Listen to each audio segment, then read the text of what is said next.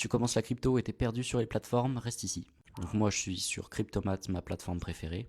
Et aujourd'hui on va voir les choses les plus importantes. Donc moi je vais appuyer sur le plus et en premier lieu tu vas voir échanger. Alors échanger, à quoi ça sert? Ça va servir par exemple de changer du Bitcoin en Solana ou du Bitcoin en USDT. Donc c'est pour échanger un actif que tu as déjà vers un actif que tu n'as pas encore. Ensuite tu as la fonctionnalité envoyer. Envoyer, à quoi ça sert? C'est par exemple si tu veux envoyer de la crypto depuis ton wallet sur Cryptomat vers un autre wallet pour des raisons X ou Y. Mais par exemple moi qui parle souvent de airdrop, ça peut être très important. Ensuite tu as recevoir.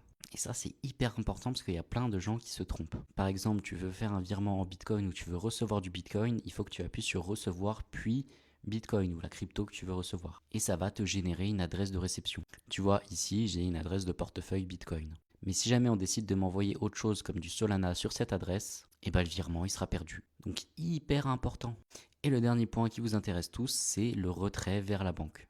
Là, tu vas pouvoir tout simplement reverser des fiat vers ton compte bancaire, mais attention à la flat tax. D'ailleurs, si tu sais pas ce que c'est flat tax, écris-le moi en commentaire.